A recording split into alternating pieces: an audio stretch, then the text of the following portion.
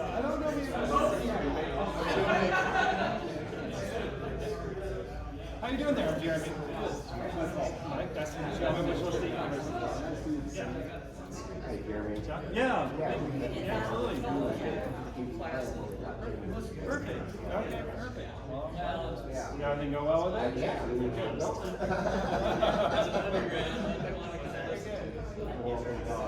Yeah, this is the first time on campus. Yeah, it's beautiful. That's great. No graffiti. That was just like, you have like an amazing look, but it's like very clean. Yeah. It's gorgeous. Yeah. Yeah, no, it's, you know, the more lucky to have it. Nice to meet you. Nice to meet you. Good to see you, Jeremy. George?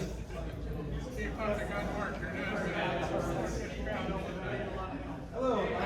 Good. I got to see you last week in Wichita. Oh, okay. No, it's like a time of that. Yeah, you do a great job. It turned out really nice. That's a nice crowd. Yeah. Well, that's fun. You guys always do a great job. Appreciate you. It's okay.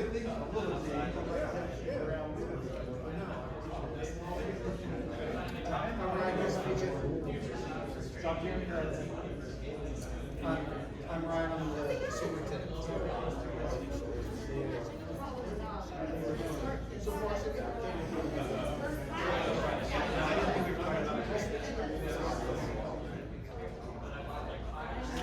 Very good.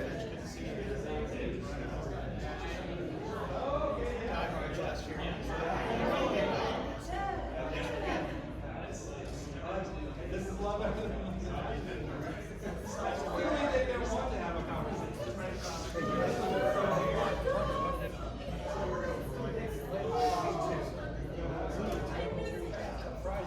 Yeah, it's gonna be at the bottom house in Langston Square. Yeah, I don't know if all the final arrangements are ready. They said I'm gonna speak to and then he's gonna teach it Langston Square. Anyway, I'm not sure the timing of everything. It's gotta be in the meantime.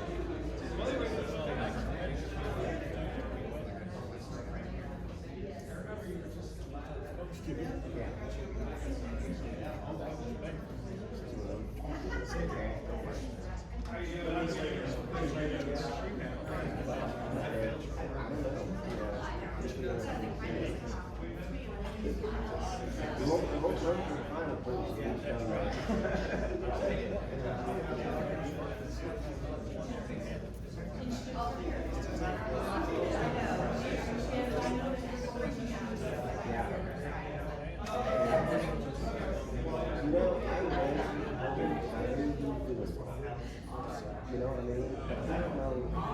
I'm not helping her.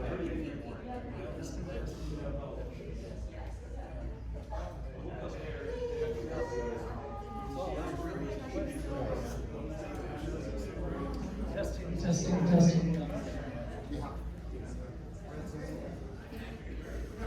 All right, we'll get started here in just another minute. Keep visiting for a little bit, but we'll get started and on our way.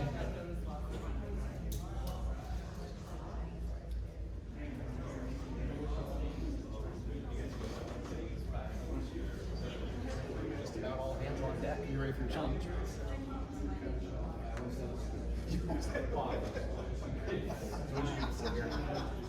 I was up at Iowa State, but I was just an adjunct professor and did real estate and other stuff. Yeah, this was my first full-time back. So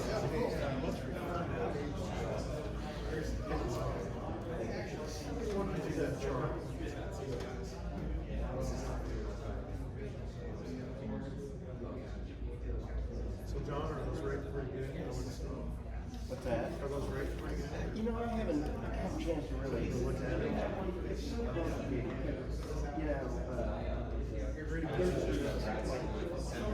Oh, you did? depends on what kind of. Relatively Yeah, relatively new. I'm a little bit older. I got a late start on college. I was Oh, you are? Yeah.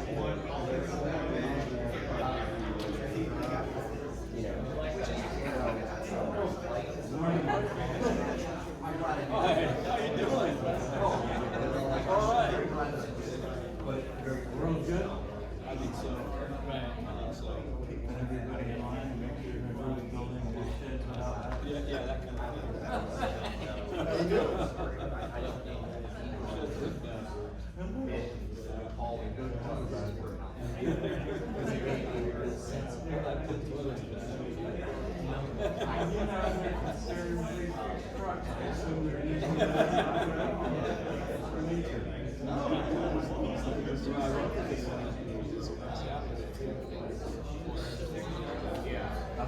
I think part of it was because she knew that. I think she felt like it was guys in her house. Got the clicker here. All right, let's get going. So, hi, my name is Russ McCullough, and I hold the Wayne Angel Chair of Economics here at Ottawa University. We're happy to have you and have our speakers here, one of which is our homegrown Dr. Peter Jacobsen. He's going to talk about the local stuff after Jeremy talks about the more statewide items. And so hopefully we'll get lots of information, lots of details that you can enjoy. So many of you probably aren't familiar with the Gwartney Institute that I started about 3 years ago.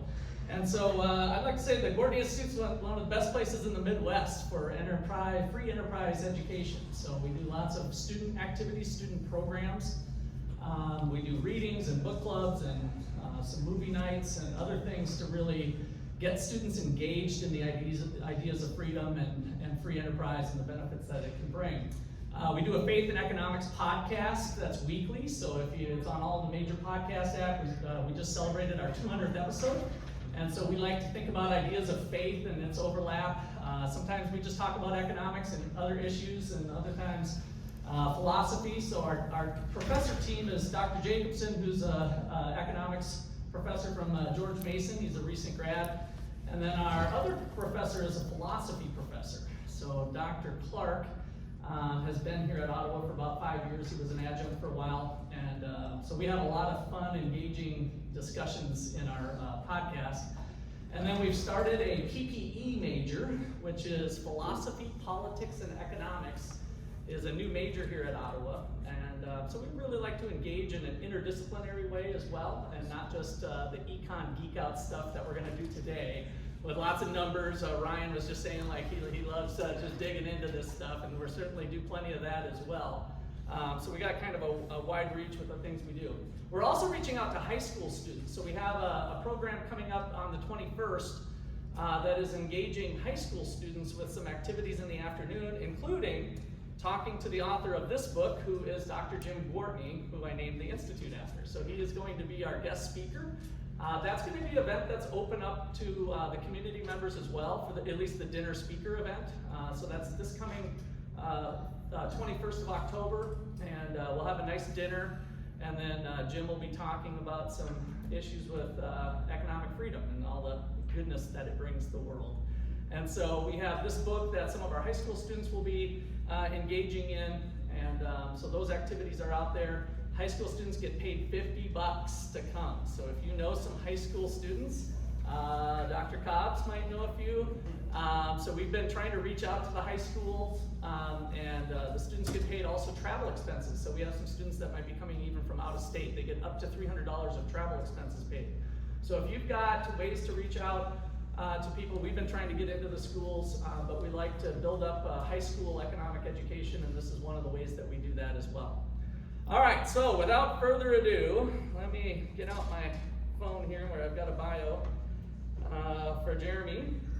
So Jeremy is the director of the Center for Economic Development, Business, and Research. Came to Wichita State University from Georgia Southern University, where he was the director of Coastal Rivers Water Planning and Policy Center. Hill has over 20 years of experience of applied business and economic research and is often quoted by local state medias across Kansas. So, Jeremy, I'll let you fill in any gaps that I may have overlooked, and welcome to Ottawa, and we look forward to your talk. All right, thank you. Give me 1 second. Yes, you can clap. 1, 2, 3. Is it working? All right, very good. All right, so the center's been around for over 50 years. We've been doing Outlook conferences for 43 some years, and we started as a data center. So it got started as a network across the U.S. We were at one of the data centers to help census data get to people, and that's how we started all the fundamental data side. Started doing population forecasts, so you might have seen our population because we are the official census data population forecast for every county in the state. So you might see that, might relate to it. We do impact studies, particularly on the economic development side. We do, now we're doing all the state stuff. So if anyone's looking at industry coming and going, we try to analyze all the fiscal revenue back and forth for each of the governments that are trying to do that. All right, so let's talk about this forecast. This is the first time here, and I'm excited. I've never been to this university. Absolutely gorgeous. That several people of you talked about.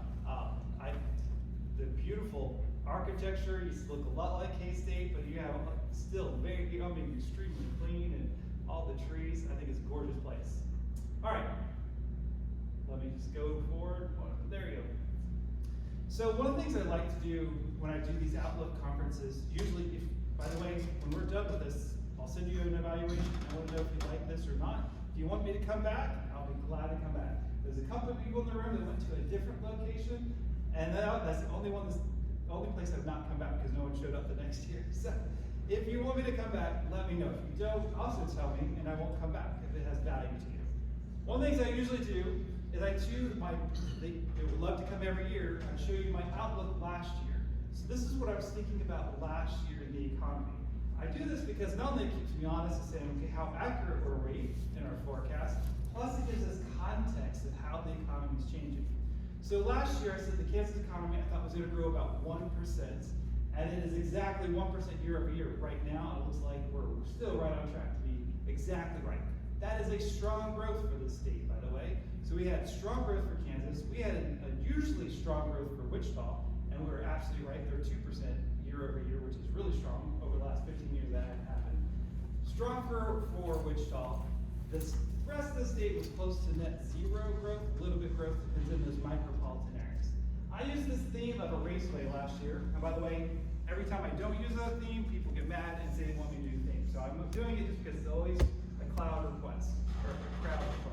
Anyway, why did I do a race theme? When I talked to businesses, they said they felt they were just running, speeding along, had all this demand in the economy, and they had a hard time really catching up with it, right? There were hazards and things like that, but demand was really far out there, and they're just speeding along because they're trying to keep up with this. The context today is very different. So the theme I used for this year, and I'm sure everyone wants to see your hands if you play this board game, family favorite is Monopoly. How many people have Monopoly? Come on, I have to relate. No, you haven't played Monopoly? Okay, everyone's played Monopoly. The reason why I use this is because everyone knows the first 5 minutes of that game, you know what the rest of that game's gonna be like. You're either gonna win the whole game, and you spend the next 40 minutes doing that, or you're gonna lose the game, right? And that's what we feel like today. We know exactly what's on there. It's a tight labor market. We have inflation, and we're staring down the barrel of a recession, right? And those businesses and industries that are doing well are gonna continue to do well through this. Those that are not are going to continue to do worse, right? They've been struggling, they're going to continue to do worse. Now I'm going to pause here. I want to ask, I have an agenda here. What are the things you want to talk about this morning? I got some time and flexibility to kind of go around and hit the things that you are concerned about. Workforce. Workforce, and can you explain a little bit more about workforce? Availability, cost. Availability and cost, very good. Anything else? You can talk about one up here too, it's fine. We're talking about recession. Yes. Maybe you don't want to talk about recession. Yes, recession, real estate. All right, let's talk about that. What else? Federal Reserve? Yeah. Yes, no? Yeah. We got real estate. I don't really get a whole lot of real estate, but do you want to talk about real estate markets? What else? State, global, nationally. Inflation, housing, Inflation, okay. communications, broadband. So I just did an event, it was 3 weeks ago, we had the statewide broadband event, and I was a panel member, talked about that. I probably won't get into that because it's more narrow, but I can definitely talk about it later on that one. All the other ones I've got so far, I can talk about it there. Housing, I'll give you a side note, just while you guys thinking a little bit about this. On housing, it's interesting, I've done housing studies in the state, and people said, oh my goodness, last year we went around, I did panels all around the state talking about housing, and the real estate agent said it's just unsustainable. This prices are so high, it's unsustainable. And the banker said just we can't even, when you go do it, you can't get comps because the housing prices kept going up so much. And this is just unsustainable. And so I asked them some questions, okay, why are you saying this? Are you just only looking at history? Oh yeah, history is one. We're looking at our neighbors, right? Those are all factors. But they're also not looking at economic factors in this, where we cannot build our way out of housing demand. It doesn't matter if you're rural or urban in this state. We can't build our way out of the demand for housing. And demand is high. You ask bankers, all the bankers, do we have any bankers in here that is housing? We don't have a banker in this room? Usually have a lot of bankers in the room. Yeah, as a banker, they did not get any risky loans at all, right? People could afford the houses they were getting into. It's just, what was happening is the households that were looking at housing markets around the state were getting fatigued because they were not used to seeing prices go up so high, so it was slowing down. What if the problem really was our home prices in Kansas are way too low, and we could support a much higher level, right? If you look at affordability, you look at how much income per versus house, we are so much cheaper than the U.S. average. If you look at the business executive, we do the home price, we do a consumer price index, affordability index for Wichita.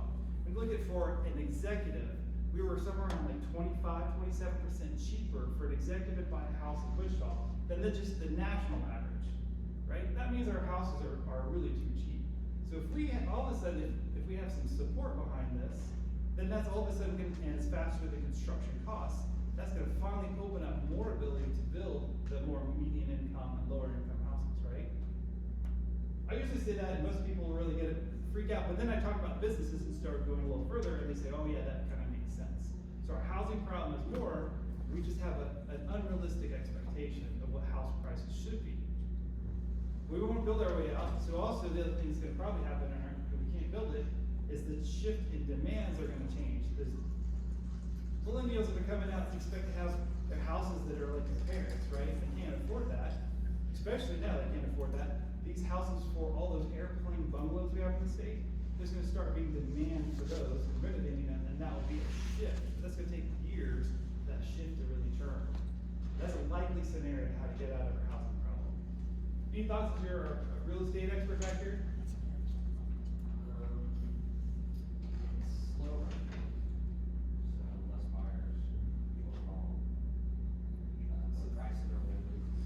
Yeah. And I would agree that most buyers are qualified. I don't anticipate a lot of bankruptcies, foreclosures.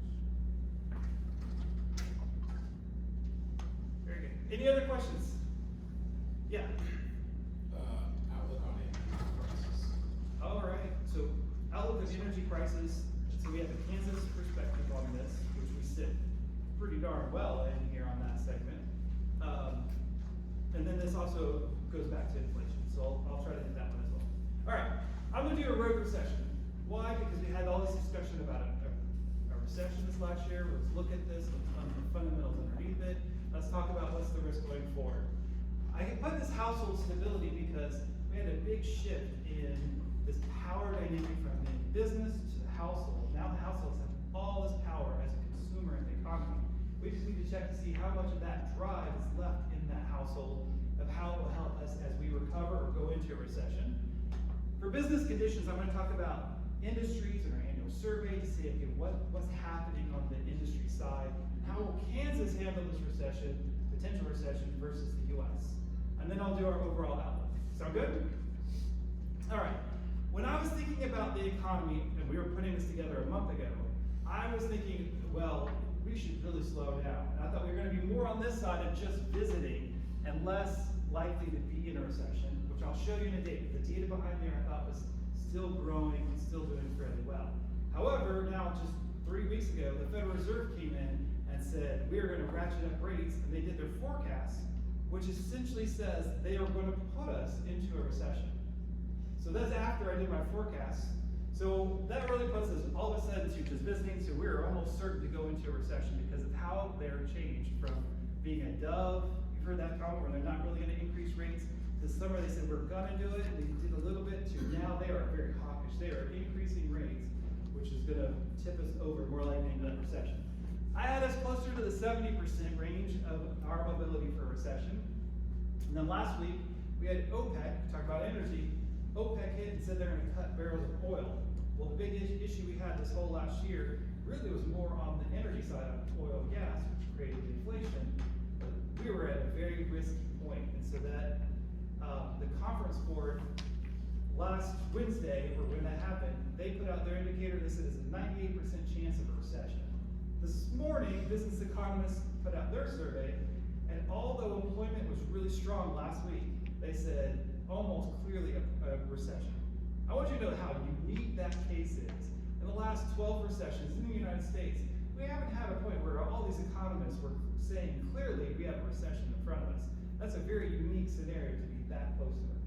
So I will show you the context. I started out with being positive, and then it went over to recession. I'm still going to show you this because it talks about the fundamentals of what's going on in the economy anyway, and helps us understand how we might navigate this. So you guys who heard that we went into a recession this year? You heard that in the news? See a lot of it nodding. Maybe listen to it, you heard. All right. So then they started saying it was a technical recession. Why? Because output, GDP, we had 2 consecutive quarters of decline in output. That means it was slowing down. Well, that's not really a recession in the United States and how we define it, because it's not broad growth decline. We were clearly adding jobs all last year, right? We were growing in jobs. We were growing, and this is a better, easier data to collect, is retail sales. We were purchasing stuff the first half of the year. That was not the problem. So we really weren't a broad decline, so it really wasn't a recession. Now, there are 3 reasons why I think this number is actually wrong and will be revised. The first one is how we measure, government. How we measure government. Government declined the first part of the year, and the problem with government is they're not like a business where when you sell the product, that is the value of the goods and service. We don't transact a lot of the stuff the government does, federal, state, and local, right? You just don't transact, so it's hard to do it. The underlying issue with government is they were competing with the labor market, and they were probably shrinking on labor, but the demand and services still had to stay about the same. Is that about right? You're losing labor. Someone else I talked to labor in this room. You're struggling to keep labor in this very moment. And that's probably why they said government decline. It's a measurement problem, right? And it declined, I don't think it makes sense. Second reason why it declined is inventory. Well, inventory is not actually a transaction in the economy, is it? Right? You build it up and you expend it, but it itself wasn't it when you bought it, was a transaction.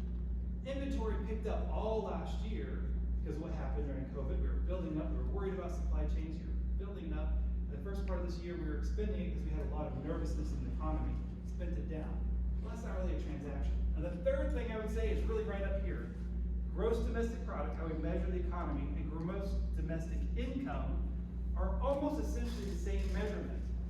So we look at income, it was growing. We look at output, it was declining. It will always get revised back to almost the exact same line. So something's wrong with how we're measuring the economy. What which created a lot of negative sentiment. I personally think this is, and it's already been revised once closer, but it's getting closer and closer to probably a slowing growth, but it's still going to be growing this last year so far. The problem with this is the consumption side, right? Where are we in consumption? I put this get out of jail free card. Why did I put this? That is because consumption in the economy, consumers make up 70% of GDP. We're a consumer-driven economy in the United States. And it was going up the first 2 quarters. It still is going up this summer. It just slowed down. Why? And that is inflation, right? And that's the next slide I'll talk about. Here's our inflation. I added in Midwest, and I added in core. Core takes out energy, by the way, which is a better one to look at. When you look, and you look at this core Midwest, it has moderated quite a bit. So what's going on in this energy side? Obviously had a lot of risk. If you asked me last year, and I want to be fully transparent, I said last year this is a temporary issue in this economy. All this inflation that we've had so far was on the supply side. We couldn't get. Did anyone buy a used automobile this last year? No one knew.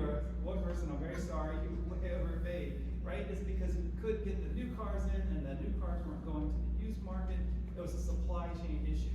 And so I was right, and then it's a supply chain that just had to work itself out in that sense. But I was wrong, because I said it was going to moderate this year, and then inflation went really up. So why did it go up? Why was I wrong? And I'll give you 3 reasons why I was wrong. And I know some of you are going to like 2 of the reasons why I'm wrong. And the first one is Russia, and that is 90% of the reason why I was wrong. Russia hit at the very wrong time for the fragile nature of our economy. They disrupted oil on the supply side, right? And then all of a sudden, our oil and energy prices went up. Energy on the oil and gas was the driver all into the summer, right? It was the biggest issue of why we had inflation. And if you look at the Midwest, that's the reason why we had even more inflation. We were used to very low inflation, and then it came up, all because of oil and gas. Second reason is the Federal Reserve was, they were too dovish in the first part of the year. They should have increased their rates earlier on, and they even admitted they should have increased the rates. And so that put too much demand in the economy going in. The third reason is government themselves have spent putting so much money into the economy at the wrong time. We're overheated, and they're still putting money in, which is creating more demand, which is putting more inflation onto this market. So that's put us a lot higher than we were. Most of this, however, was really Russia, is what I would put it to, because it was oil and gas. Now this is a problem on the supply side, right? It's still mostly supply. Although demand was coming up all in the summer, and now demand's starting to cool off in this market. Now the question is, what will happen to inflation, right? Will it moderate this next year? What will happen? And this question really gets back to how much do you really want to bet against the Federal Reserve and their power? Because that have all the power in this question on inflation.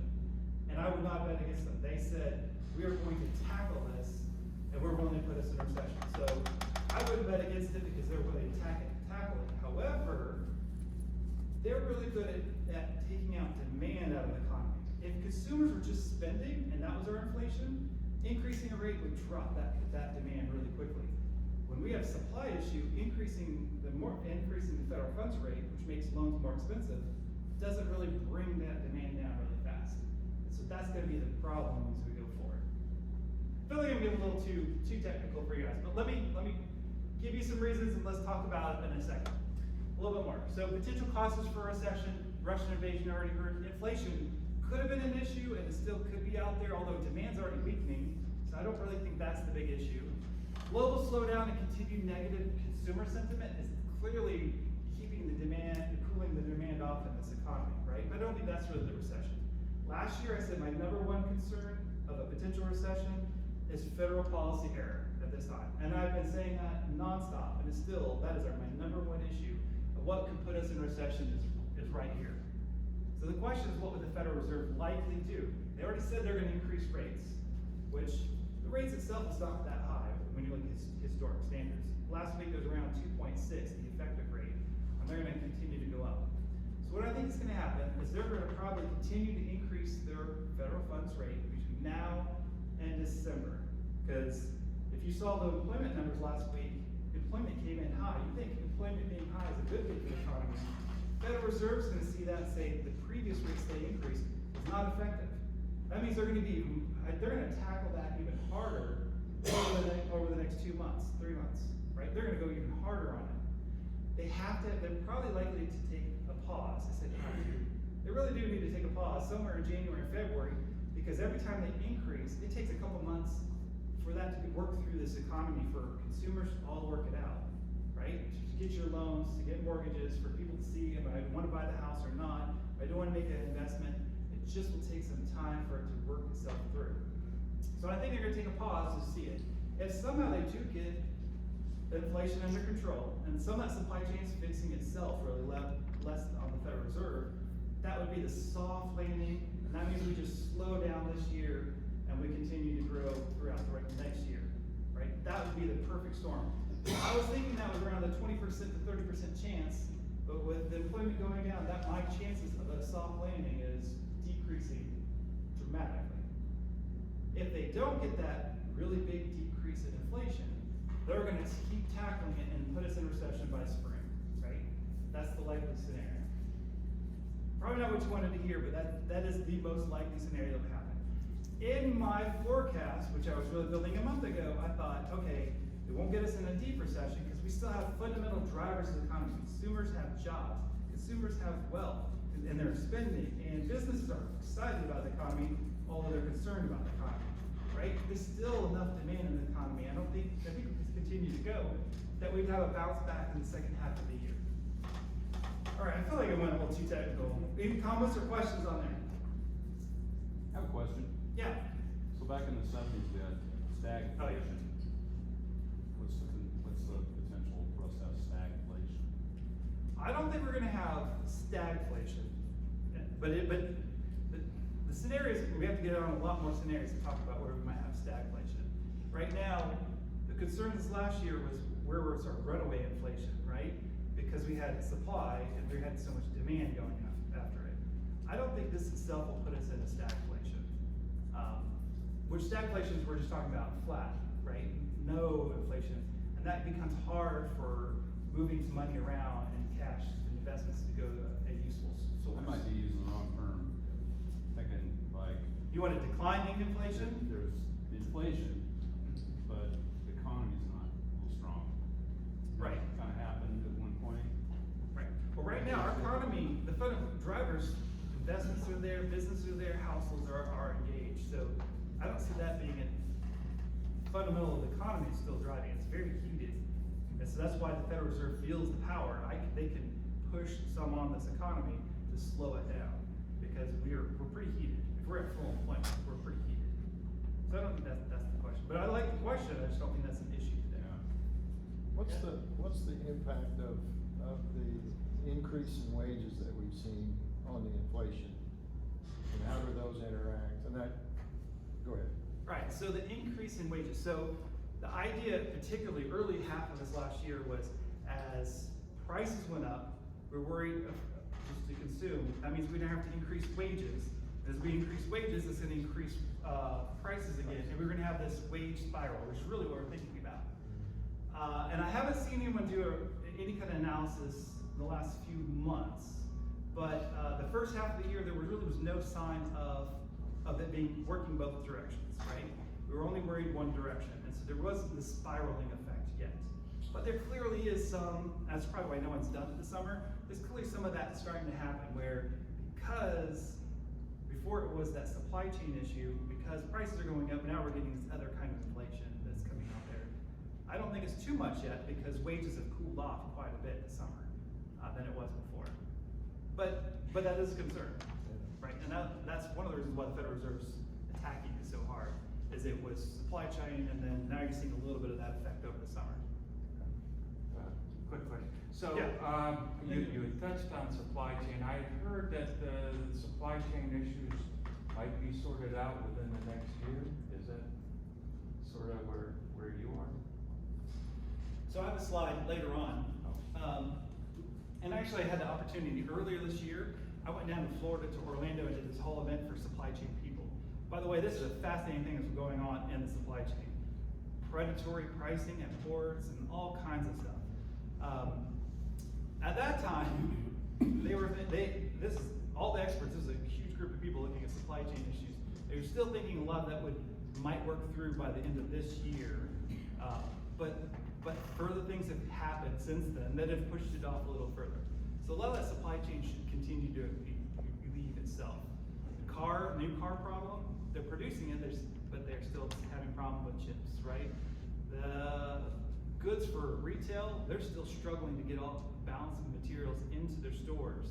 So that's still happening, it's lingering around. You look at the supply chain, Institute for Supply Chain, which I look at, there's a national one, you can look on their website. They're saying it's improving almost every month. It's been improving each month, looking better and better. I didn't check this last month to see where they're at, but it's been overly improving each time. So we're probably into next year before that supply chain is less of an issue. If we go into recession between now and then, that's gonna solve the problem, right?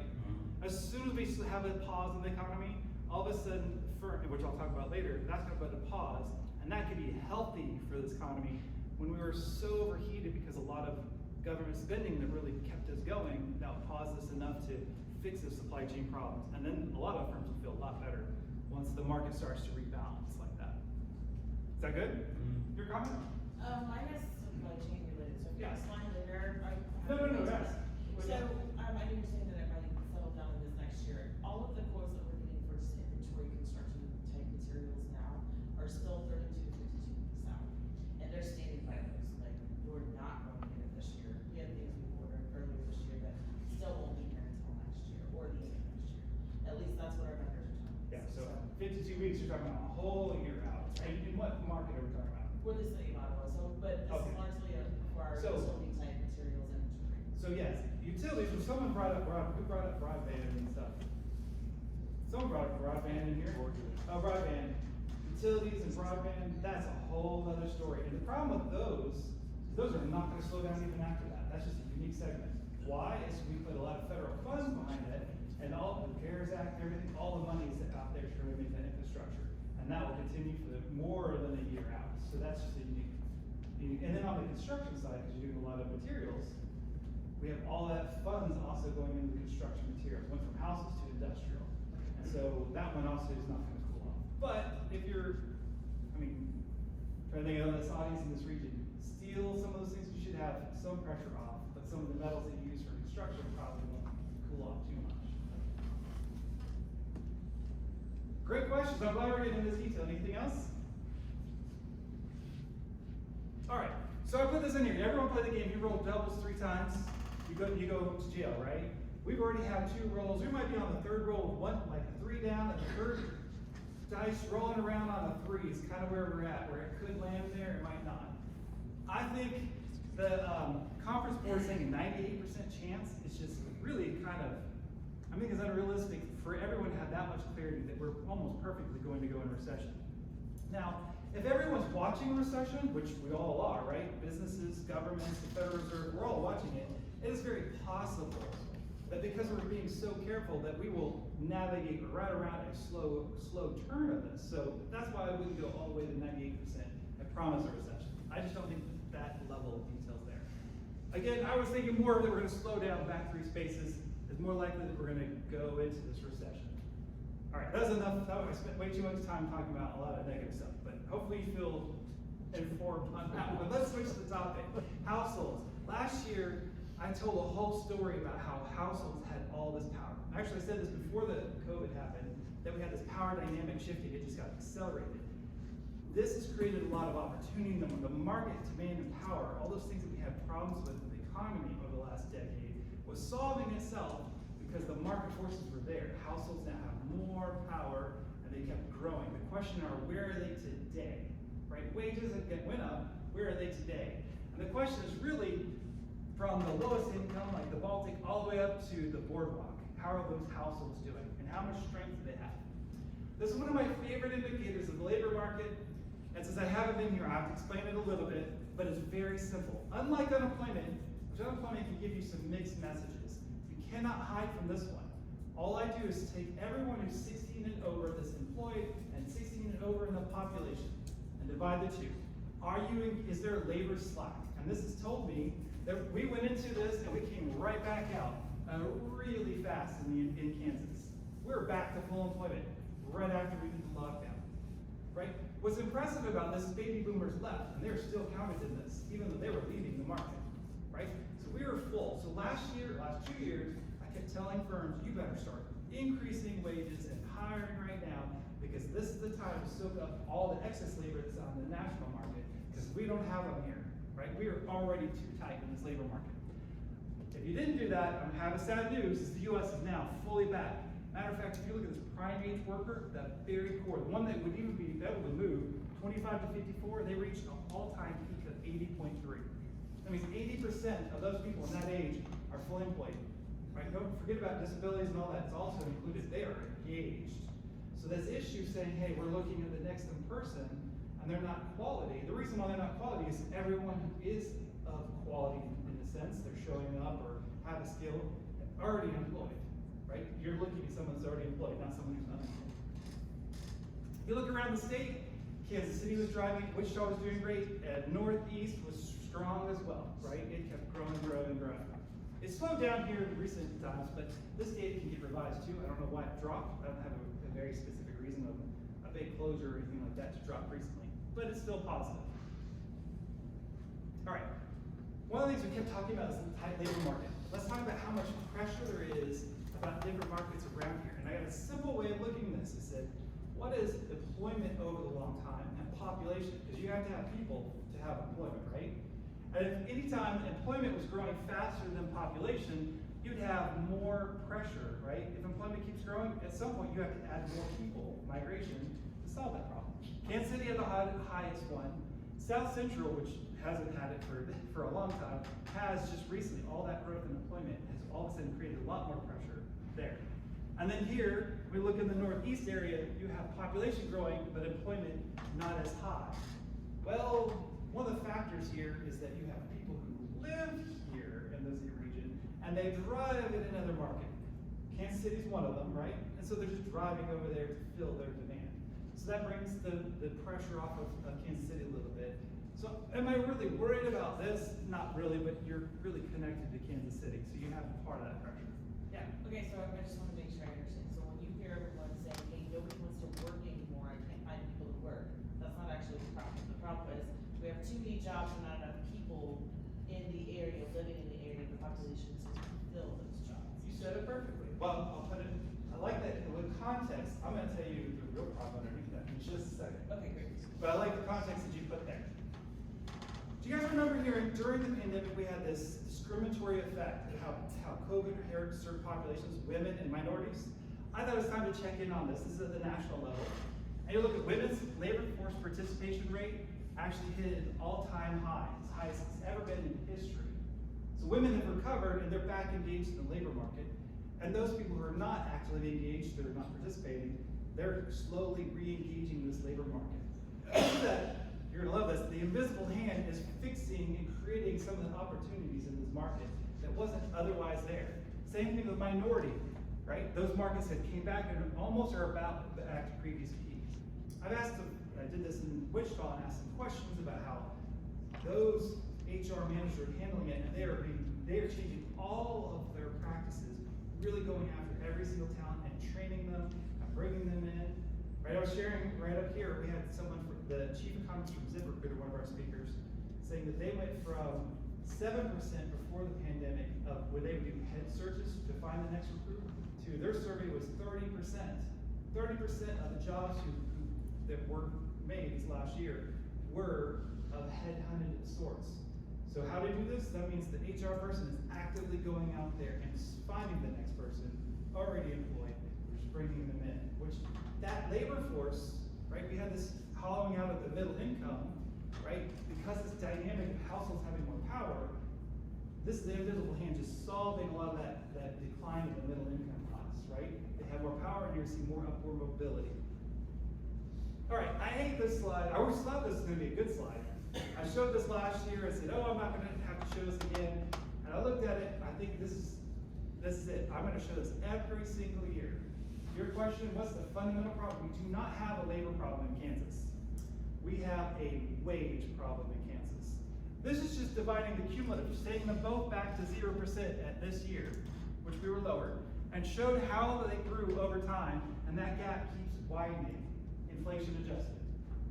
So although firms increased wages, it got wider and wider. It got a whole lot wider this last year. So if we really need labor, we should increase wages, right? Especially in a market now when we have remote working, you can't just say, hey, we have a cheap place to live, and that's the only factor that we have competitive here. You have to continue to increase wages, especially since we're manufacturing and a farm, which means you have to be physically present to do the job. That is not gonna work, right? They're gonna keep getting up and moving out for whatever that wage tells them. I told this story at the Mush Shop. When I was a kid, everyone wanted to be the top hat of the dog. No one wanted to be Thimble. I know it's a little value time today for that game, but that was the lamest place to go, right? No one wanted that one. That's really what we're telling people. We do not value the labor as much as they do at the national level. Look around the state, it declined for all different markets, except for Kansas City and Southwest Kansas. I won't go into great detail Southwest, but they had a meat packing plant which raised wages a whole lot, plus benefits, plus bonuses. And then the governments down there, which is really shocking, they had to sign on bonuses down in Southwest Kansas, really drove that up, which changed it, right? Which is also changing demand and quality of life in Southwest Kansas too. All right, if that didn't sit well with you, say, hey, this doesn't make sense then. Our wages went down, that doesn't, we increased it. Didn't sit well with me either. So I looked at different data sets that said it could be the composition of jobs or composition of households that were created could affect an average, right? It's just statistics. So I looked at it, and sure enough, that's it. The U.S. created a whole lot more 200,000 and more households we didn't create. And we created in Kansas a whole lot more of the very low income household. So I take a little bit back saying maybe firms did increase wages, it just wasn't there. Particularly when we have a relative decline in these lower incomes and upward mobility, people moving up in their income levels, right?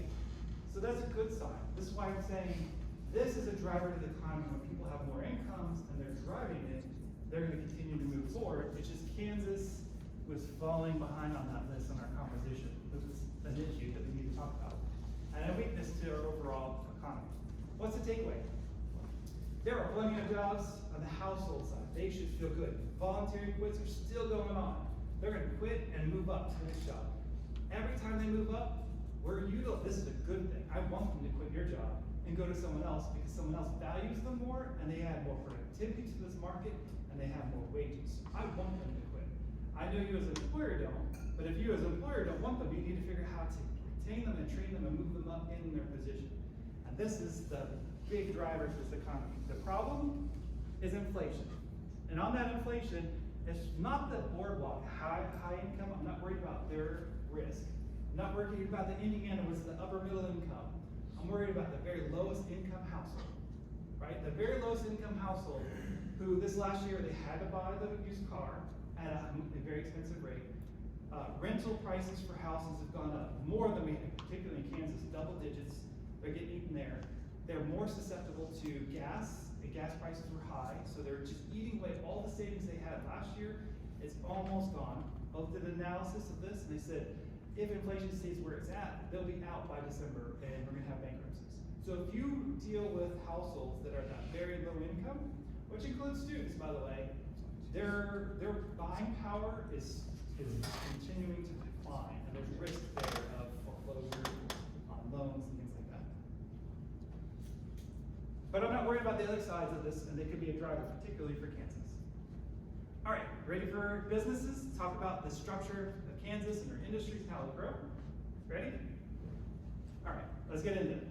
I've been doing this survey. I've been at Wichita State for 14 years. It's my 14th year to do this outlook.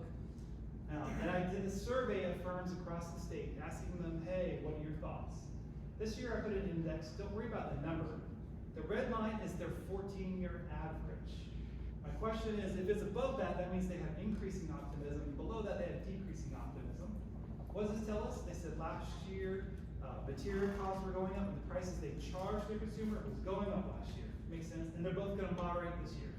Makes sense. By the way, this was a month ago before a lot more of the recession hit, but it was still hot. Look at wages. Last year, or they said this year, when they said last year, they said they were been competing on wages, and they plan to compete on wages, even though they know recession's coming. right? So this tells you the perspective of our firms, that they still know that labor is so important. It doesn't matter recession, they're gonna keep raising wages and looking after labor. It doesn't matter what happens to the economy. Demand was up and it's gonna moderate this year, but employment again, it was up and they still plan on hiring. Right? They have no plans on slowing down on the hiring side. All right, here's the story that you really wanted on this. And several people said, what has happened with this labor? You keep saying we're back to full employment. I showed this last year, and this has become a key one that my counterparts in other states and people around the state started copying this one, because it tells us so much in this labor market. All this shows you is what's the change in employment from the household perspective. When you call them and say, are you employed or not, yes or no? And then you call them firms, how many employees do you have? Right? It's a head count for them, right? Because it's multiple firms, you can be counted a whole bunch of times over here. Here's the story, is on the household side, we're back to full employment. Everyone in the household was fully back. And we're back really fast in Kansas.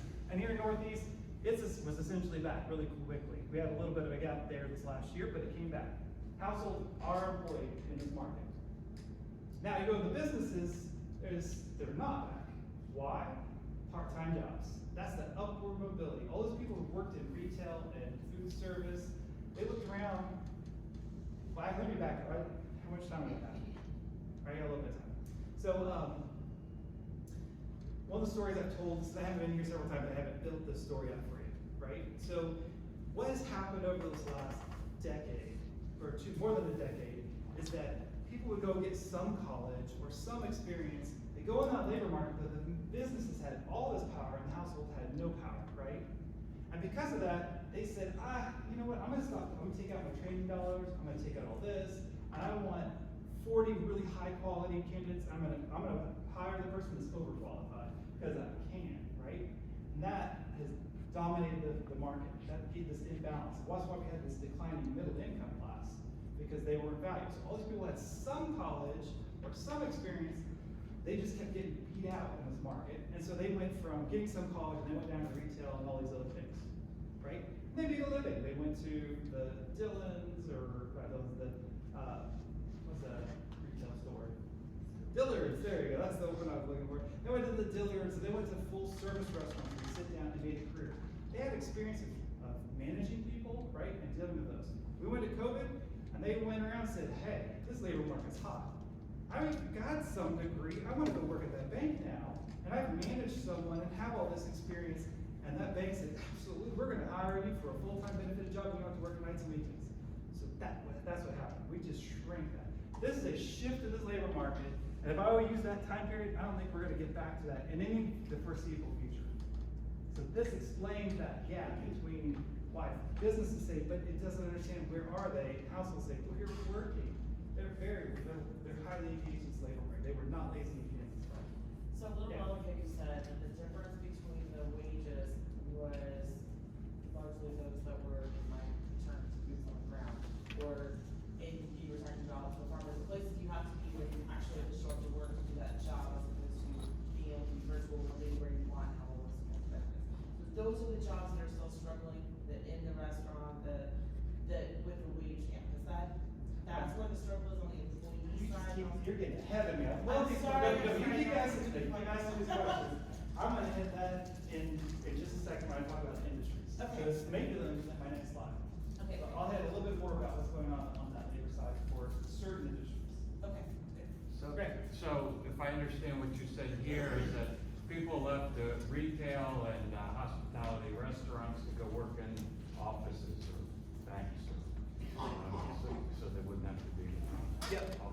Service sector kept growing, and we had all this opportunity over there, which is great for the economy. I mean, you think about this: up mobility, more productivity, they're utilizing their skills that was underutilized in the market before that, right? And I talked about this before COVID. This just accelerated. It just pushed us over into it. All right. So here's our industries. You ready for this? You ready? All right. This one's, I put up just production and trade here to talk about what's going on. And I wanted to see how they were going. So the one I want to highlight is the construction, because you're already hitting this more important to you. You can see the peak and trough of this. On the output side, what they produce, and on the employment side, right? Employment is actually lagging this output side, right? And it got to the peak because the housing market had cooled off, but it's still way above its previous peak. And the reason why is we now have a shift.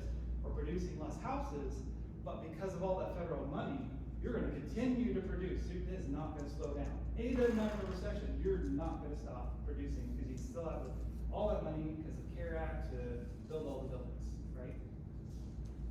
This is gonna continue to go. Let me talk about the non-durables. Non-durables means food. We're a food manufacturing state. So the meat side of this, right? We had a weird factor in COVID where people had all this income, so they kept eating meat, and so that meat process just went up. This recession, if inflation continues to erode that power, we're gonna probably consume less of that beef. That's not a primary one when we go into recession. That just was a weird sector. So that Southwest thing is gonna start losing some of that demand for those jobs. The durable side, one of the drivers for that is aerospace. Aerospace looks fantastic. Unless there's a massive, deep global recession, aerospace, or commercial, or general aviation, everything in which there's a supplier well around the state, that's gonna continue to grow. I mean, it looks fantastic. And that is a key factor for the state as an economic driver where we went from slowing economy to really growing economy, where we're bottom of all the rankings in the state. This was gonna drive a lot of the state. That's why I'm really excited about Wichita in this segment. On the trade side, which is one of the segments, you can see that employment is where just right there on the trade retail side, but output is slowing down a little bit. Why?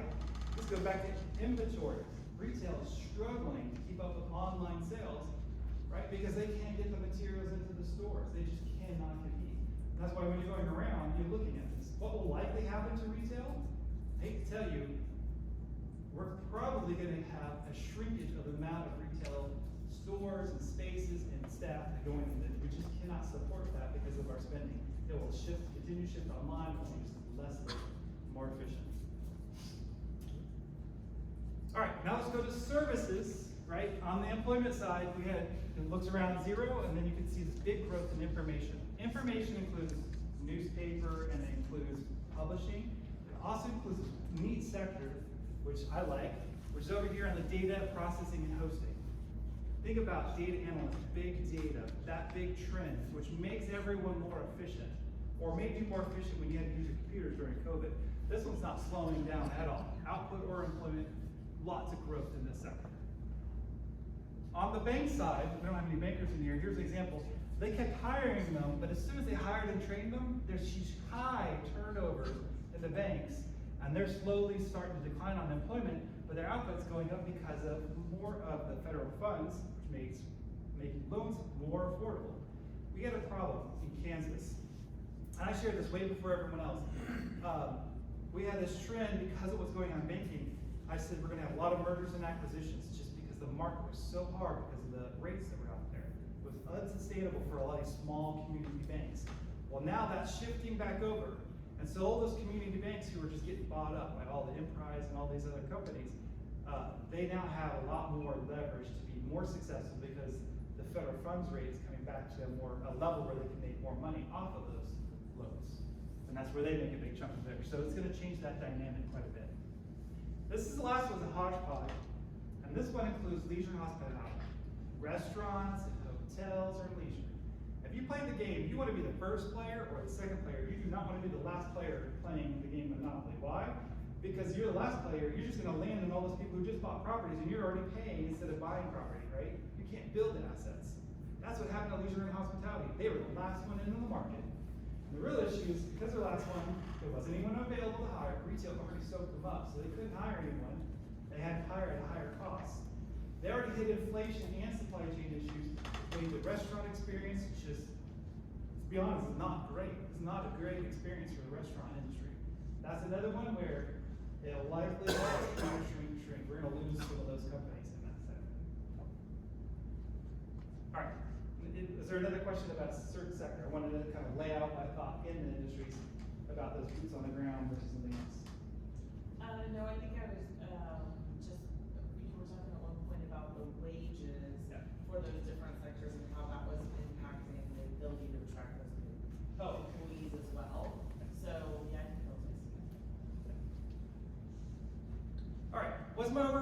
takeaway for businesses? Well, competition, and that's a good thing, right? Lots of competition on wages and employment. They're not gonna stop no matter what, even with a potential recession. They're gonna continue to go there, right? There are some industries that are really strong. Actually, agriculture looks pretty darn good, even though, right, today, and it'll continue to go if we go into a recession. Aerospace looks great as we go into recession. Most of the food manufacturing, because we do comfort foods in the state, think about Twinkies and chips and pizzas, which we all make in the state. Those are all gonna continue to go, especially if we go into recession. Pull back, we keep those stress foods, those home cooked foods been going out. That's great for Kansas. But then we have other sectors where I think we have some bankruptcies and some shrinking down of this economy. All right, guess you're right. We would all love to land on the go space, right? That's a safe space. In my family, I don't know if you play this way, you get $400 to $200 if you land on that one. Do you want to play that one? Is that just, look, I don't know how I got that rule, but that's an underlying rule. I know other people play it that way. Unfortunately, I don't think as firms look to this next year, or even governments, is not a safe space. You're gonna have to sit there and look, how am I managing costs?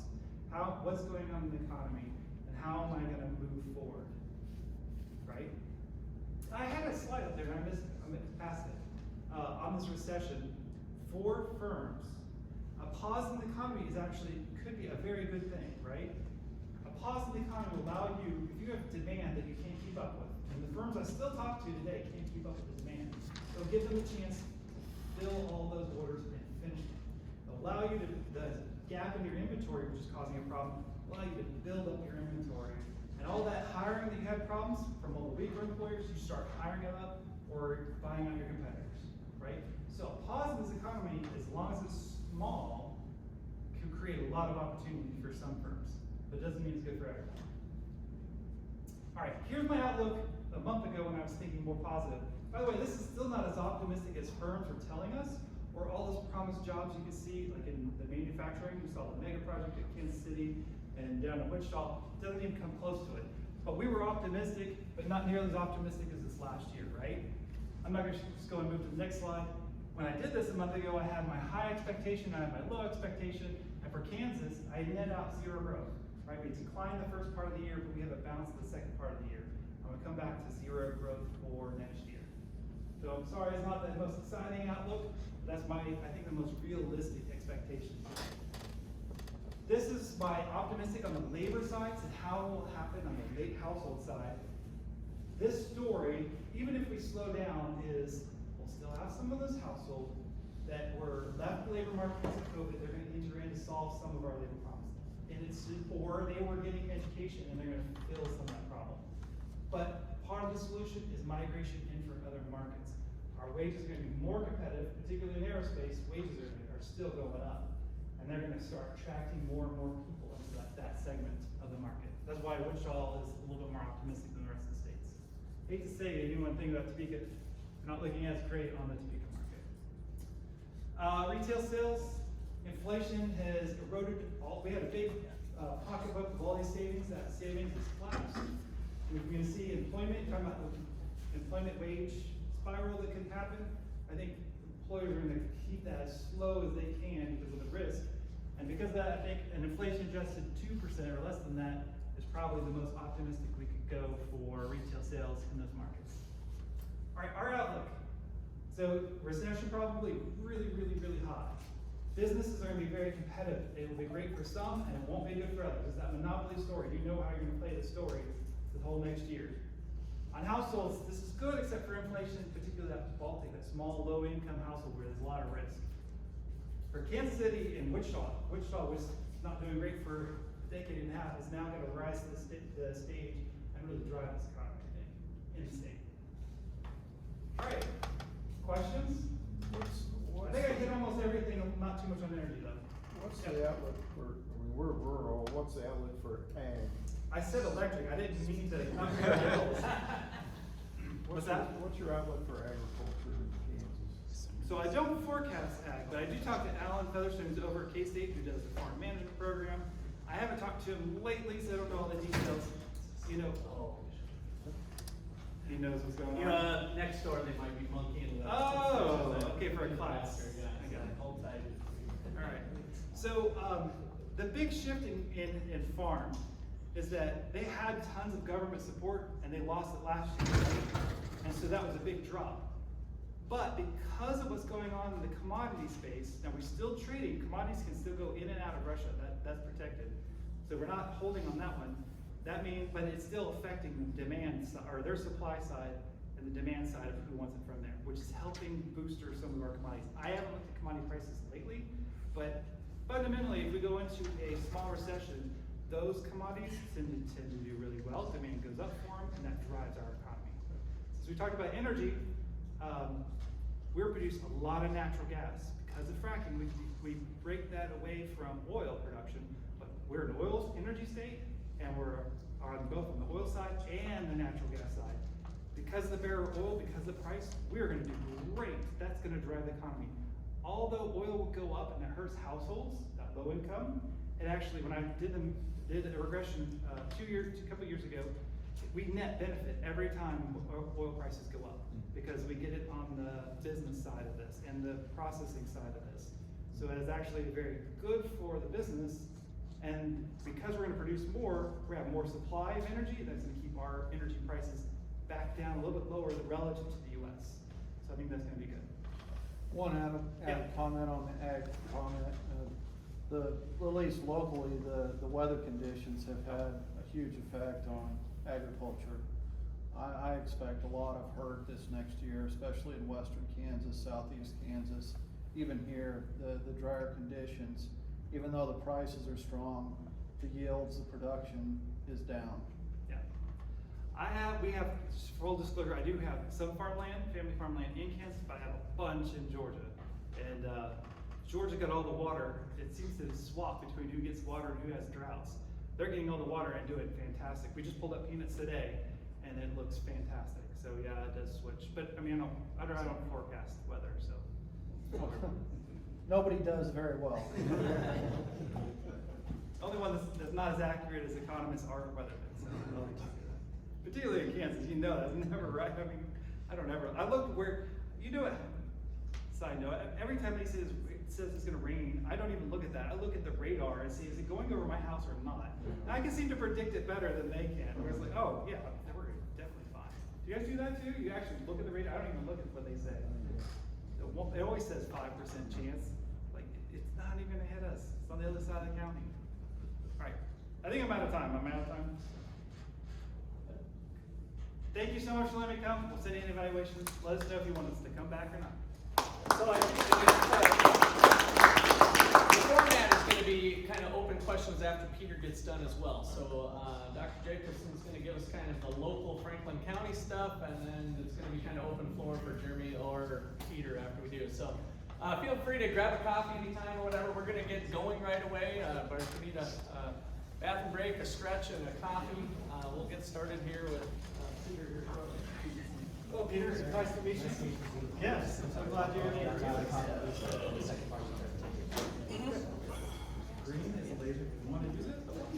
Forward and backwards. Very good. Are you loaded up here? Yeah.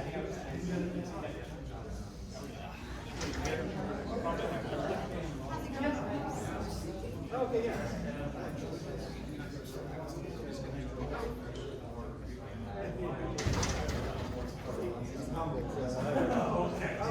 Let's be honest, man. Nothing ever.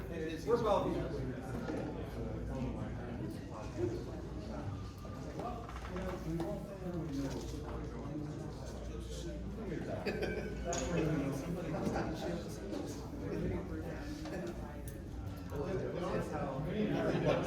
That was good.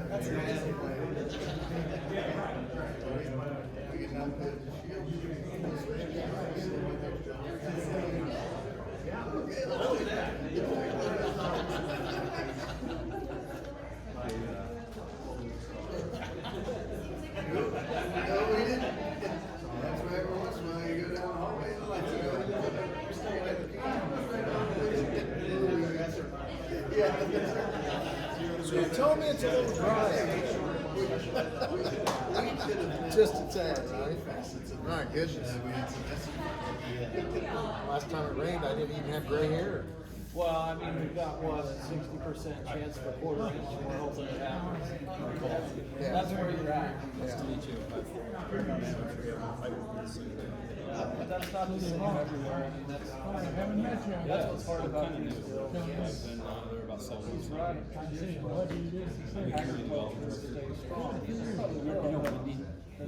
know, Wendy Lee, so she, Price is high, it's gonna be a good product. now with the university. You still gotta have it.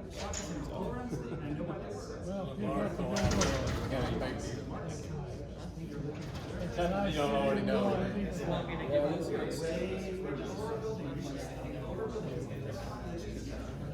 don't think people realize how much.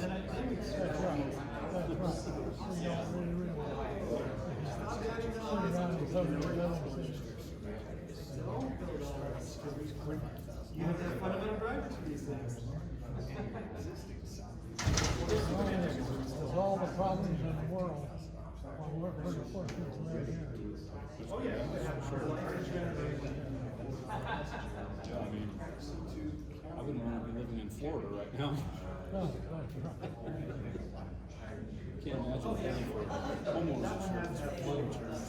It'd be out of sight. Trying to do Yeah, now you construction. Yeah.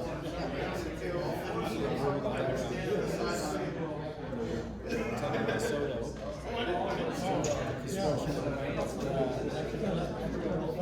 They're talking about this chip manufacturer down in so Yes, that's how we were able to get justice. it's already kind of tight.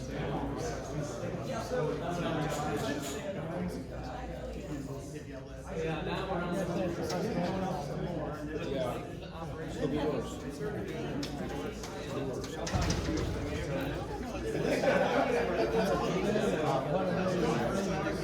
What's that? I saw a tweet the other day and it was like, quarterbacks and coaches was like, oh my God, they're Mahomes brought left-handed and it was like, John. left-handed, eyes closed, and then it was like, Was that right?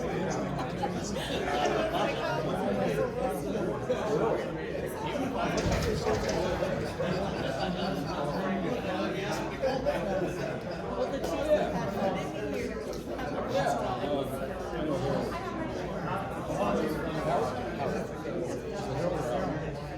Yeah, I just wish he was on a different team. Well, Not only are you not he's on USD 92 in his work, right? So we have a program called Neighborhood Polarization Program. He's on the committee who represents the school district. Yes, I'm in the convenience store. So it's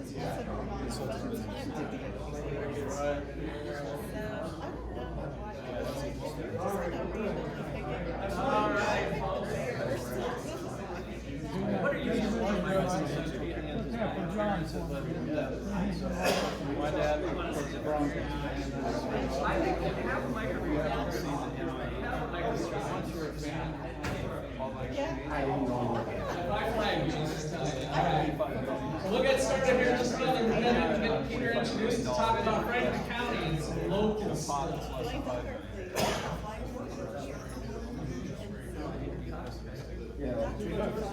I bet I could. That's fairly. Well, thank you all for coming. I also want to thank the Center for Economic Development and Business Research out of Wichita State for facilitating this, helping us put it on. Hold your horses, I'm gonna introduce you a little bit. He's ready to go, which is what I love about this guy. So we hired Peter about, 2 years ago, and he's from George Mason University where he got his PhD. He actually specialized in kind of free enterprise and entrepreneurship as part of what he did his dissertation work. He's been writing for the Foundation for Economic Education on a regular basis, and he's put out some amazing articles, some of which included inflation. He's somewhat turned into the inflation guru, even had a congressman approach approach him to get some insights. So even though he will claim he's not a macroeconomist by any stretch, but loves to dabble in lots of interesting areas, and him and our philosophy professor and myself are the ones to do the weekly podcast. At this time, I wanted to just make an offer.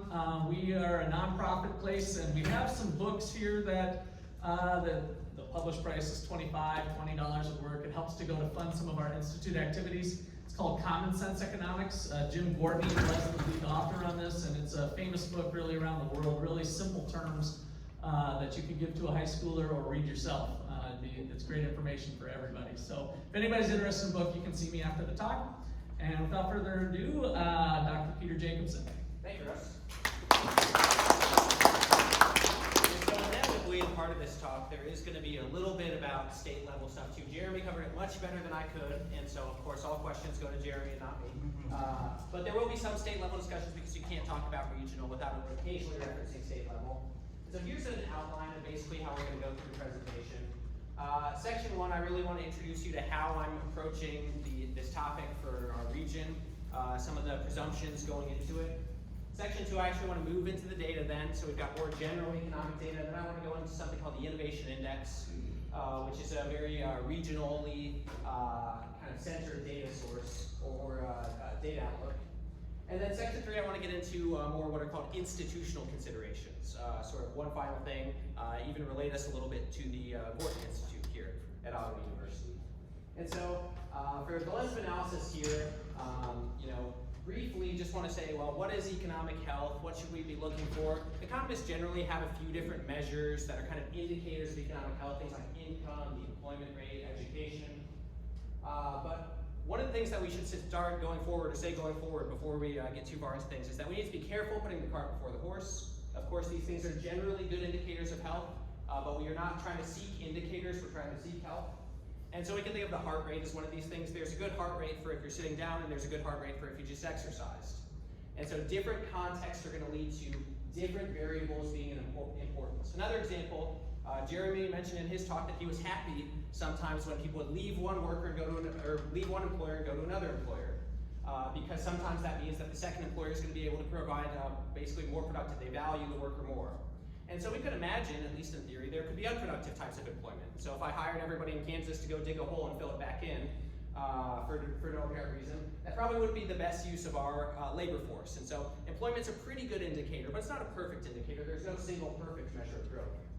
And one, sort of caution is that generally in economics, what we find is that the attempt to replicate conditions in one place does not necessarily mean that the place in question is going to develop like the other place. And so, for example, the United States tried for a long time to develop poorer countries by importing educational products.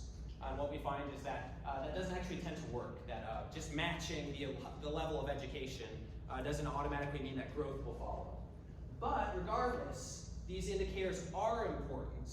It does make a difference what they're at, and so we're going to go through them and maybe draw some implications from them. All right. The second piece of our lens of analysis is what are we comparing Franklin County to?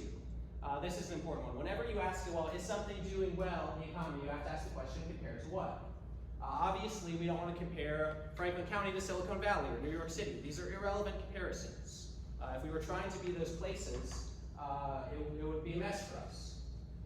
But we have a few comparisons of interest. The first is maybe US as a whole, maybe all the counties in the US are somewhat relevant for our interest, Kansas as a whole, and also we have two regional breakdowns that I think are relevant for us. The first is put together by the Center for Economic Development and Business Research. And so you've got in your folders, I saw there a breakdown of the different regions that they classify in Kansas. We're part of this Northeast region in Franklin County here. And so comparing ourselves to those like counties is probably a good place to start because they're going to have somewhat similar economies, somewhat similar industries, somewhat similar geography. So maybe this is a better comparison than comparing us to Johnson County or something like that, right? Where things are going to be very different. Another regional breakdown that I'm going to consider is what I call the No Economic Development districts. A lot of regions in Kansas, in fact, all regions except where Franklin County is have what's called an Economic Development District for the region. Now we have the Franklin County Economic Development Commission, and so there's still people who are working on this in Franklin County. It's not necessarily a bad thing that we're not part of a district, but considering us compared to the other counties who are part of this no economic development district is also another way that we can compare Franklin County to other things. So these are kind of the two geographies apart from the state itself and the U.S. as a whole that I think is relevant for our comparison today. So now we'll get into some of the data. A lot of this, like I mentioned, not terribly different than some of the things that Jeremy said. And so you can see the unemployment rate in Franklin County. You can see obviously our nice spikes there for our recession and for COVID. But we, for the most part, returned to pre-COVID levels. And so early 2020, you can see we hovered a little bit under 3 to 3.5, somewhere in that range. And we're close, a little bit under 3.5 today. And so much like the state, we've returned. And one of the ways that we can see this, that Jeremy already mentions, is we've got the labor force participation rate in the US. In the US, after COVID, we had a pretty significant drop, 3 points, and it recovered 2 percentage points. And so we've recovered 2/3 of the way in the United States. Kansas has been a little bit less. This has been the same direction, but a much less severe impact, and Franklin County follows this. There was a 1 point drop and a ½ point recovery. And so during COVID, a little bit less labor force participation, people looking for jobs and being employed a little bit less often, but we recovered a significant part of that, especially when compared to the US as a whole. We've got here our employment growth, and again, you can see similar trends. 2020, we had this drop in Franklin County, but since then, we've recovered pretty significantly. One of the nice charts we have up here is the employment, and we've got Franklin County over here by industry. And what I like to look for, at least when I look at charts like this, is my eyes immediately go to the difference column. That's telling me what's changing between 2020 and 2021. And you can see, similar to Jeremy's story about how people have sort of moved into these more professional industries like the bank, look at the difference, the growth in that professional and business service industry. And so that's really the story that's going on here in Franklin County as well. As far as negative differences, there aren't significant negative differences. Maybe statistically significant, but they're relatively small. We have a little bit loss in natural resources mining, a little bit loss in construction, but everything else is pretty positive. Education a little bit down, but the highlight, the obvious thing that jumps out is that increase in financial activities by 17%, professional business services by 92%, and then a little bit in leisure and hospitality as well, around 10% for employment. We do have to be a little bit careful with these numbers, because if you look at them, we're talking in the hundreds here, and so it's pretty easy to have a large jump in percent when you have a few people added to 100 people. But just something to keep in mind, and that's something that we can't solve, right? Franklin County is a small county, so it's going to be hard to compare percentages across time. But having other domains of comparison will be valuable to us. And again, you can see Kansas as a whole much less extreme in terms of what changed. A little bit in the leisure and hospitality, a decent jump there, but pretty similar year over year. GDP growth, this is another thing that Jeremy talked about. You can see Franklin County lagging a little bit under in terms of growth over the last 15 years or so. We'll talk a little bit more about GDP as we get further into the presentation. Since 2005, we've neared there a little over 15%. The trend lines, though, you can see are very similar. We've had bumps up, a little bit of a drop, 2016, 2017, which is interesting, and we'll talk about something maybe related to that in a little bit. And then since COVID, we've had a drop in GDP. And if you're unfamiliar, GDP is a term gross domestic product. And basically what gross domestic products tries to track is, you could think of it two ways, either all the spending in a particular geography over a year, or all the income in a particular geography over the year. And this is the same thing, right? If you spend something in Franklin County, somebody else gets income in Franklin County. So it's two sides of the same coin. And so GDP growth, following the same trends, but a little bit lower than Kansas as a whole, and it's a little bit lower than the United States. Here's our annual pay growth. Again, I like to look at those difference columns between 2020 and 2021. Leisure and hospitality, again, Kansas leading the way. We can see those financial activities sector growing pretty significantly. A little bit of a drop in professional and business services in terms of pay. So there's something interesting going on there where maybe the influx of people into that industry has led to more people being employed, but a little bit lower wages on average. So that wouldn't be particularly surprising. But relative to the amount of growth in that industry, not a huge departure or a decrease in wages for the county. And again, you can kind of look at Kansas as a whole. Some places where we don't have enough information, statistics aren't collected. We don't have data, but if you look at compared to Kansas as a whole, relatively similar. Same categories boosting, leisure and hospitality being one that's kind of high on both. Financial activities high in both. And so we've got, again, sort of some similarities between the counties, the county and the state here. We have retail sales as well. And so Franklin County doing well on retail sales, though, as Jeremy mentions, that as a sector maybe is not the best thing to put your, hitch your wagon to. But still, it's good to see retail sale growth, especially after COVID. It's amazing that in every one of these charts, you know exactly where COVID is without looking at the years. We had that pretty significant drop that actually led even Franklin County to be a little bit into shrinking retail sales, but it's since rebounded around 15% or so. Lastly, population. This one is particularly interesting to me. I like to look at population numbers in my free time. Just one of those weird things that as an economist, for whatever reason, gets me interested. You can see kind of a decent expectation that since 2011, there's been a little bit of growth in Kansas as a whole, and a tiny bit of growth in Franklin County. I'm really interested in this right here, which we'll talk about. The United States also keeping up relatively good population growth. I want to show these two maps here, though.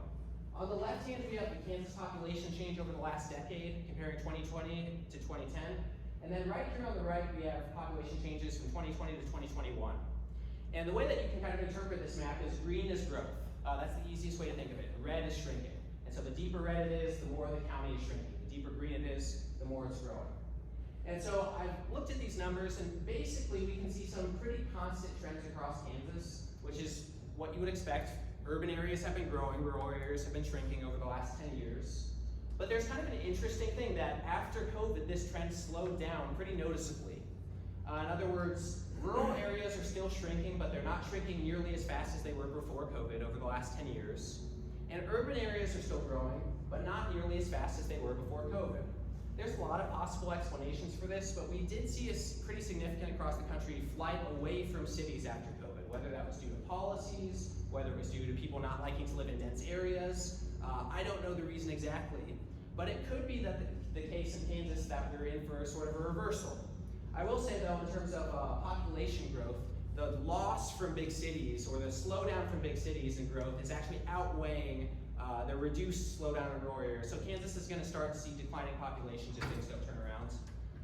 So overall, the state will be losing people. But this is kind of the story of the last 10 years. Is there's a lot of growth in KC, rural areas shrank very fast. Now the growth in KC is still there. Most of those counties are still, a little bit green. And now the rural areas are shrinking a little bit slower. So what that tells me is we have less people going from rural to urban areas, and probably less people going from other states into our urban areas like Kansas City. Now we're going to get into something called the Innovation Index, and this is going to get us to a lot of Franklin County data. The index number itself isn't what's interesting to me personally. What I think is interesting is the different categories of data. In the Innovation Index, you can find it on a website called Stats America, but it draws data from all sorts of places. And so, Bureau of Labor Statistics, American Community Survey, the Census. And what the Innovation Index does is it measures 5 different categories, and it does so on a county-by-county basis. That's why it's very valuable, is we can compare Franklin County to those different geographies we talked about. And so they've got 5 categories. Sometimes they overlap in ways that I don't love, and I'll point that out when that happens. But again, the numbers underneath are interesting. The first is human capital and knowledge creation, so generally dealing with things like education, how educated your population is. Business dynamics has a lot to do with, well, how many firms are being created, how many firms are being destroyed in a particular time period. The business profile, this is basically trying to measure local conditions. I actually think that it does kind of the same job, or tries to do the same job that employment and productivity does, but tries to measure availability of resources. Employment productivity, that has a lot to do with the stuff that Jeremy talked about, that I was just talking about, things like GDP, unemployment, stuff like that. And then lastly, we have economic well-being, which I think is the most poorly named of them. It explores a lot of different economic outcomes. The one that I think is really interesting is broadband connectivity. It gives you a lot of information on who has access to internet, who doesn't, what the barriers are. And that's one of those things that regional economists like to focus on as maybe being a source of difference between different counties and their developments, is the access to that basically technological infrastructure.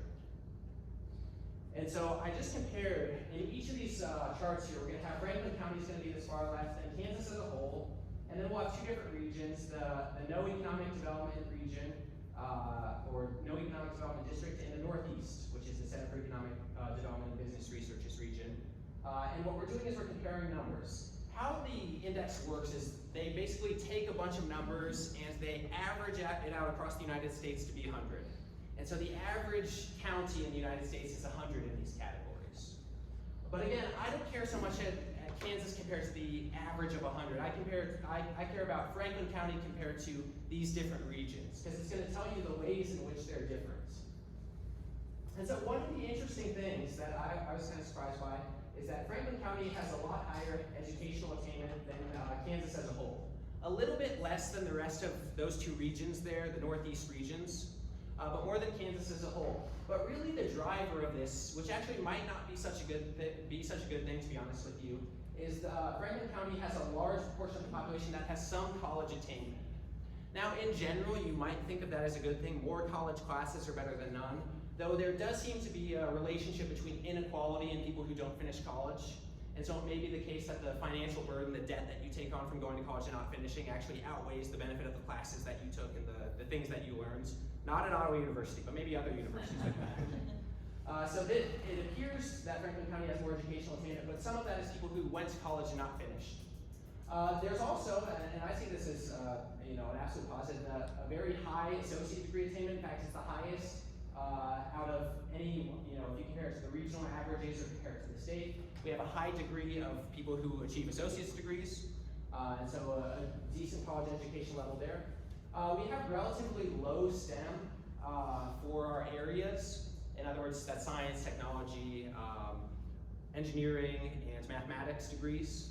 And so people who have those hard science degrees, there's a little bit lower. But what I did is I broke down the regions a little bit further. And when you look at the more rural counties in the No Economic Development District and the Northeast District, Franklin County is basically in line with those more rural counties. And so it is lower than our two regions of comparison there, and certainly lower than the state, which should be no surprise. But it's actually not terribly lower than some of the counties near us. And so kind of on pace for rural areas. Something else kind of interesting is this patent technology diffusion. Basically what this tries to measure is, well, to what extent do people in Franklin County seek and obtain patents, and to what extent are those patents used? And Franklin County actually kind of blows people out of the water in that. As we'll get to later, a lot of that is farming patents. It shouldn't surprise people here that there's a lot of business in Franklin County is driven by these sole proprietor rural farmers. And that leaks into this data about things like patents or proprietorship, which we'll get to in a second. Business dynamics. Again, this is kind of looking at recessions. And Jeremy and I didn't coordinate before. I thought this was kind of funny. Jeremy mentioned how in Franklin County and Kansas in general, it seems to be the case that recessions don't hurt us quite as bad. And actually the data reflects that.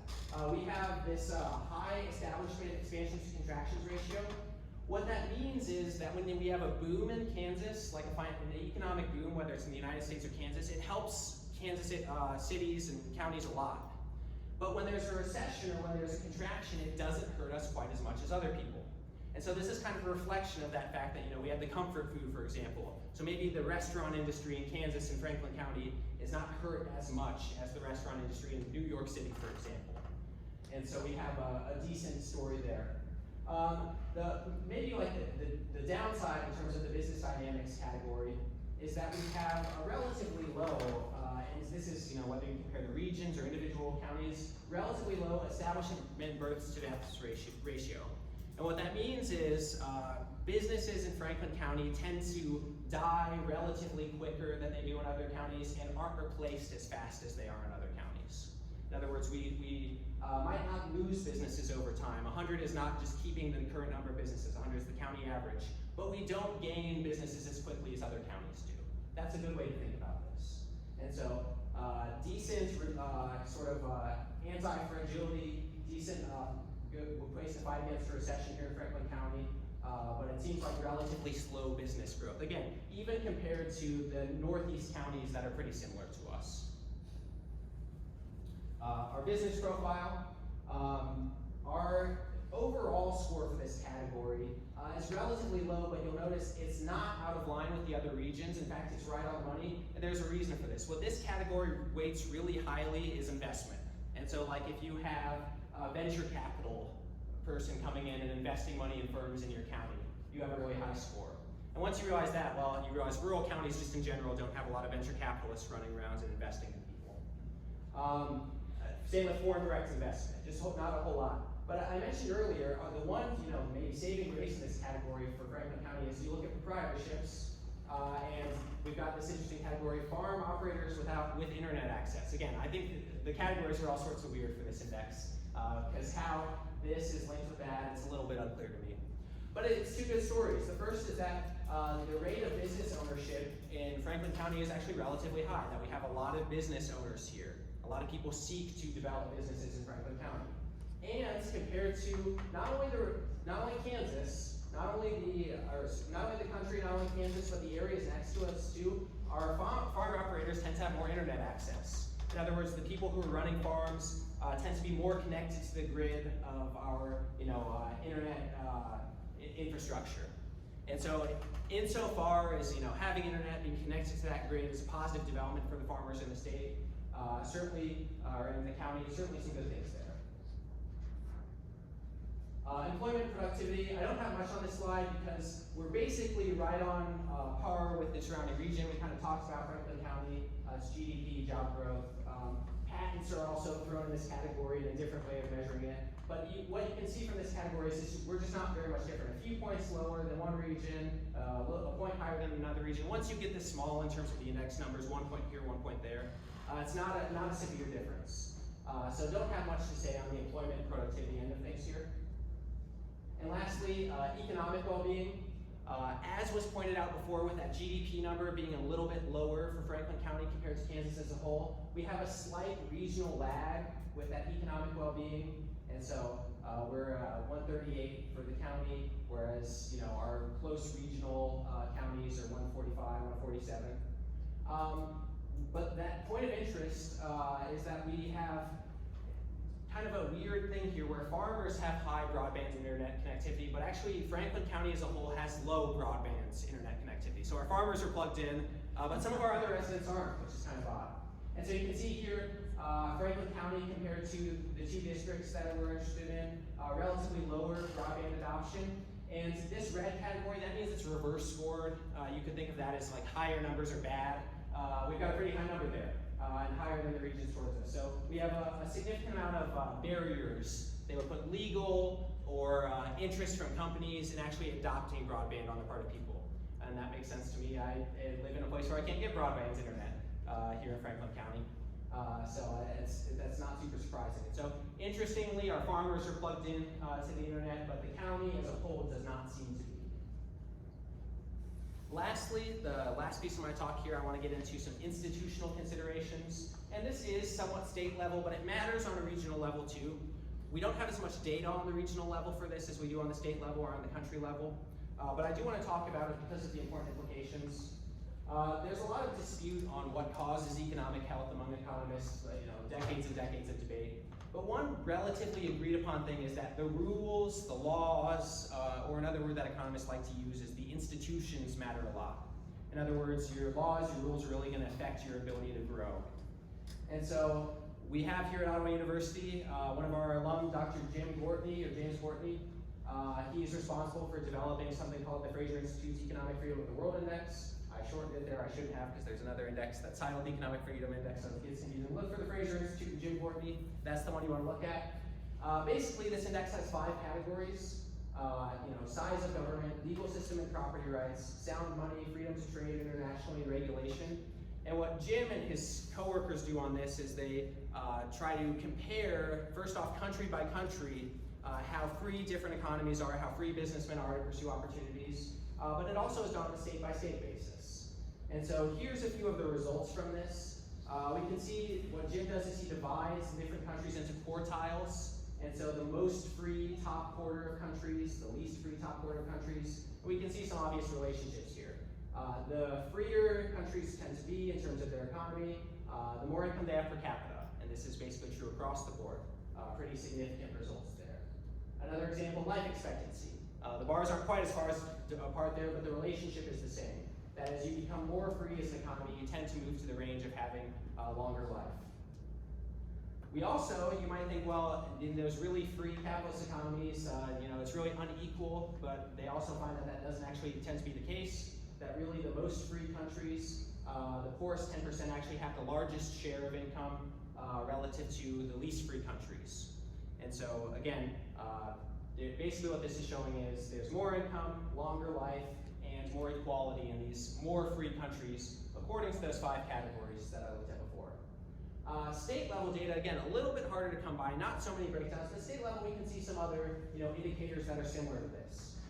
And so this is looking at economic freedom at the subnational, the state level in our case, and the percentage of income per capita at or below the average in Canada, United States, and Mexico. So this is looking at Northern America, the subnational governments, in our case states, for Canada it's their provinces.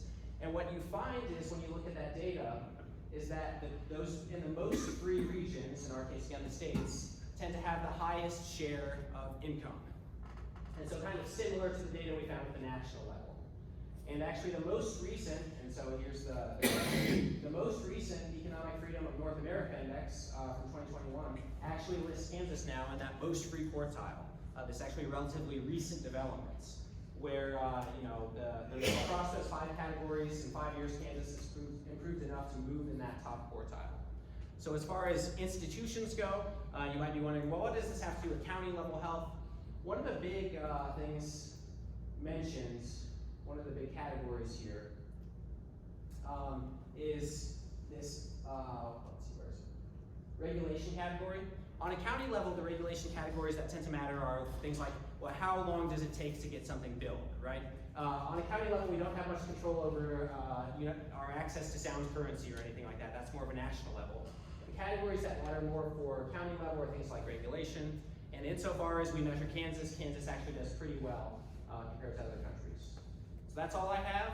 Hope you enjoyed it. If you have any questions, feel free to ask or ask Jeremy, because he knows way more. So, thank you. So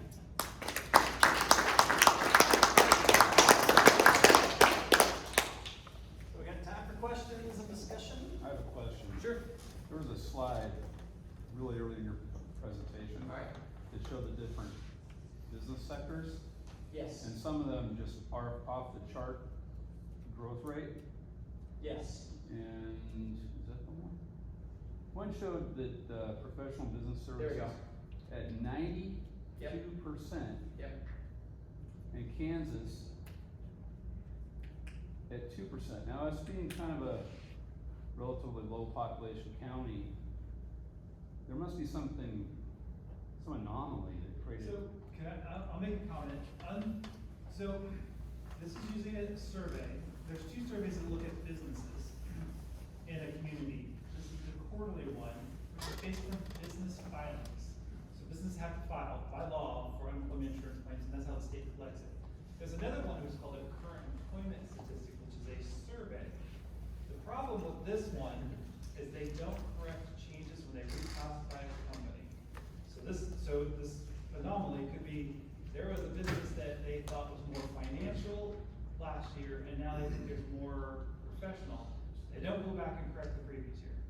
But the estimate, only data that we have at this county level to look at, so, in a timely manner. So that is a factor that's, but it can't be just all reclassification here for 200 some. It had to have grown, and the question is, and I could go look in more detail, we can look at firms, but if we start digging down, what expanded in this community would be the better question. Yeah, the other thing that makes it tough is no individual, even though this isn't absolute proof that there was no reclassification, because other firms could have joined, but there's no individual sector that declined that by that much. So you would expect to see like an offsetting decrease across at least a few categories. And there doesn't seem to be much. Now there could be other factors like growth and a bunch of sectors making up for one reclassification, but yeah. There probably is some sort of change underlying like that larger percentage. So there's no simple explanation that you have for that.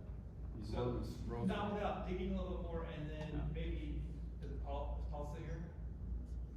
Paul's here. Yeah, Paul's here. maybe you have a comment about what's grown in the community, I mean, from a Well, business perspective. Yeah, I'm sitting here scratching my head, what would show that statistical anomaly? What are some of the, under professional business services, what are some of those positions, what would they be? Law firms? Yeah, accounting. So under professional business services, this is one, if you flip by size, this tends to be one of the largest one. Oh, you have a huge trade transportation. Yeah. Yeah, that's right. But then this goes into usually the larger part of an economy. There's a lot of support sectors for that. So you have banks just above it, but then you have accountants, lawyers, and, Well, we have too many lawyers. Right, Blaine? He'd probably like to have fewer. But, Yeah, I can't think of it, Yeah. I can't think of where there would have been that kind of substantial change. this is not a sample, this is all firms. Yeah.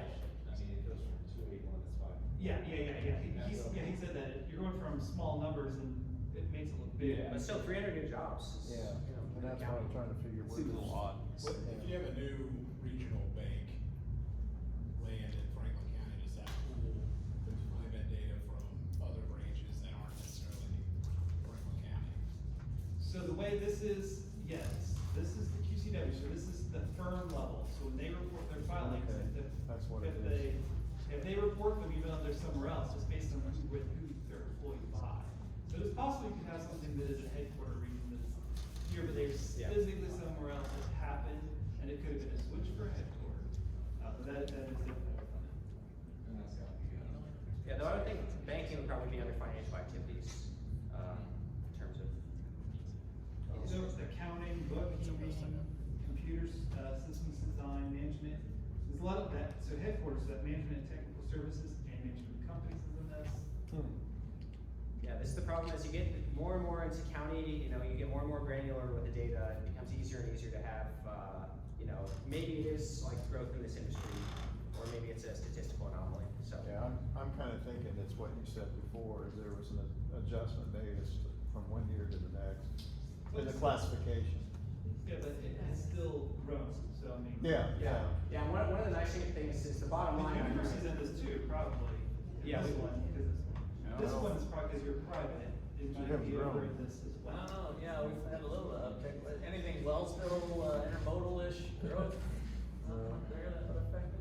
Yeah, so, I mean, even if without, knowledge of reclassifications, we did see 900 growth. Now, again, some of this is maybe we measured in 2021 with some, or 2020 with some COVID stuff, and, you know, people came back and, you know, maybe jobs temporarily laid people off and brought them back or something like that. But there has been an increase of about 900, so that 900 happened somewhere, regardless of where it was classified. It probably did not happen, to the degree that it looks like it happens here in, professional business services, but I'd be surprised if there wasn't growth in that category. You had another slide, two forward on, retail sales in Franklin County, yeah, that right there. Yes. And there was a little dip in sales last summer, kind of similar to the COVID dip. Is there any, it looks like that's state and local, was there anything specific that happened there? You're talking about at the dip? So, Yeah. Go ahead. last summer, we didn't have that outbreak in COVID at the statewide where we had issues here in this state that was COVID related. Not saying that that's all of it, but I mean, that could have been part of that. 4th of July, it was 2 weeks after the entire state had a big outbreak last summer. And that did affect rural counties more than it did, urban counties as well.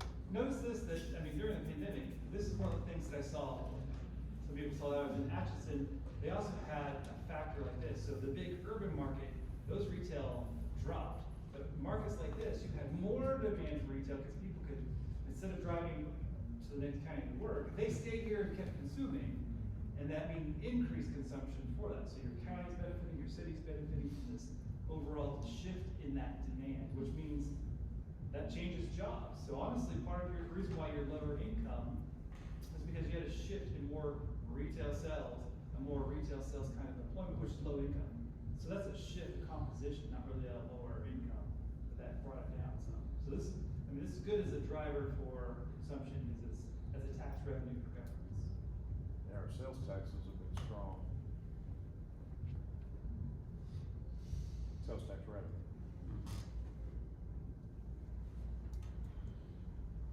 All right. Well, thank you very much. Thank you very much for coming to do this.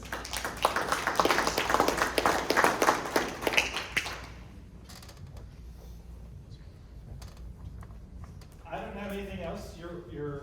I'll stay for a minute and chat. Yeah, just, we'll stick around if anybody wants to have any side conversations. Otherwise, you're free to go. Appreciate you coming.